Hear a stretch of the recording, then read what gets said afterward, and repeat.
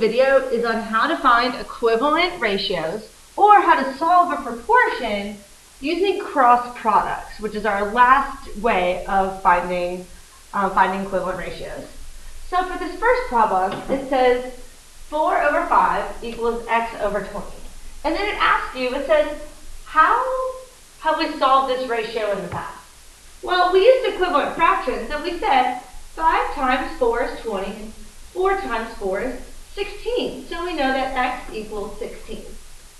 Now, even though I'm going to show you a new method today, I encourage you to find the method for the specific problem that is the most efficient. In my opinion, for this question, using equivalent fractions is definitely going to be the most efficient.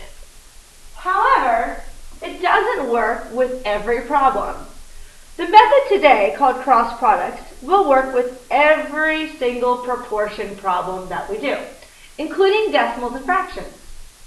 So, we're going to do cross multiply or cross product. So what we're going to do is I like to draw what I call butterfly wings to show me what I multiply. I'm saying 4 times 7 is 28, and that is going to equal the other butterfly wing, which is 10 times x.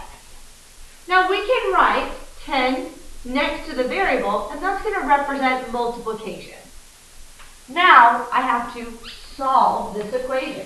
It says 28 equals 10 times x. To solve an equation, you want to get x all by himself on his side of the equal sign. So this 10 is bothering x, and he's being multiplied. I'm going to do the opposite of multiplication and divide by 10.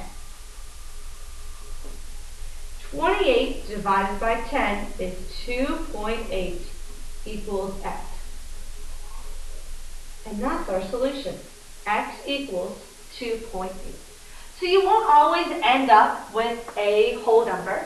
I could have written this as 2 8/10 or 2 4/5. Every time we do these, I'm really picky about showing all the steps and making sure that your 3 equal signs are always lined up.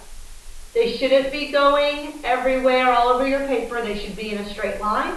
And if you need to do math, like 28 divided by 10, I could have done it over here, off to the side.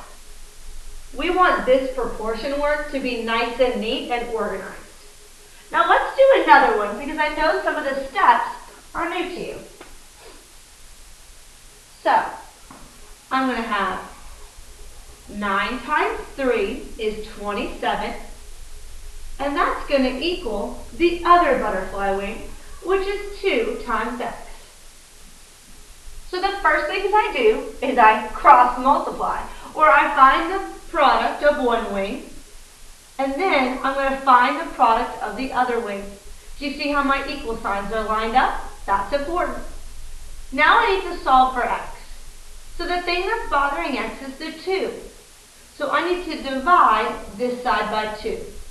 When I take 2x and I divide it by 2, the 2's are going to cancel out, leaving x all by itself. Whatever I do to one side, I have to do to the other.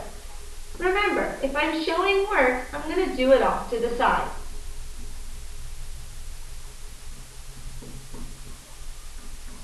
I'm just going to keep my answers in decimal form, but you can keep it in a fraction. I always circle my answer, that way you can find it. So I realize that the steps of solving a one-step equation are new. But every time with the cross products method, you're going to follow the same thing, where you're going to divide by whatever the number that is being multiplied to x, and you just do the same thing to both sides. We're going to go into more detail about how to solve equations and the meaning behind it in a unit in January. Okay, now here's a word problem. An object that weighs 10 pounds on Earth would weigh 4.4 pounds on Mars. If you weigh 105 pounds on Earth, how much will you weigh on Mars? Now, every time you do a word problem, it's really important that you label.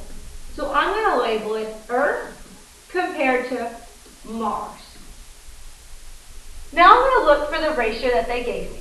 They said 10 pounds on Earth would weigh 4.4 pounds on Mars. And then I'm going to set that equal to 105 pounds on Earth. So the 105 needs to go on the top because it's next to Earth. You must show what you're labeling in a word problem. You must show that word. And this is what I'm solving for. Now I'm going to go through the cross product steps. So I have 4.4 times 105. I'm going to do my work off to the side because I don't want to get in the way of my proportion.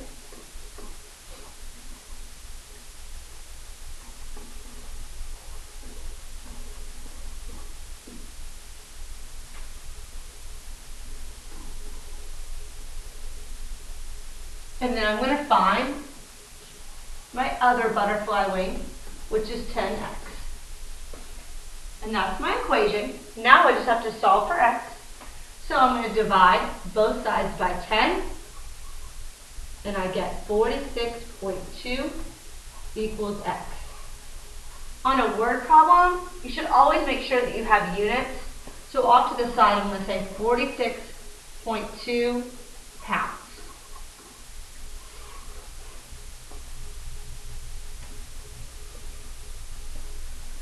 A clothing store was selling 3 headbands for $16.20. How much would 7 headbands cost? So the two things I'm comparing is money to headbands. It says $16.20 are for 3 headbands. I want to figure out how much 7 headbands cost. I could solve this problem using unit rate and figuring out how much 1 headband costs and then multiplying that times 7. That would sort of be a two-stepper. Instead, I'm just going to use cross products this time. It's important to point out that it doesn't matter which side the x is on. It doesn't matter which butterfly wing is on which side or which butterfly wing goes first, because you're setting it equal to each other. So it doesn't matter. It's like saying 2 plus 1 equals 3. But then you could also really say 3 equals 2 plus 1. It doesn't matter the order. This time, I'm going to put x over here on the left. Now I'm going to multiply the other butterfly wing. So 1620 times 7.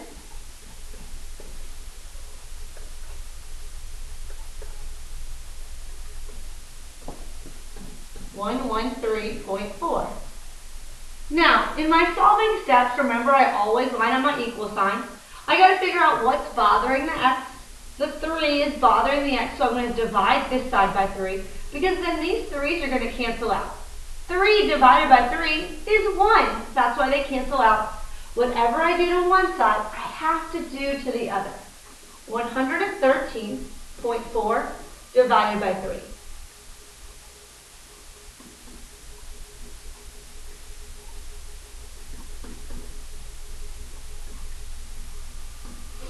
I get x equals 37.8.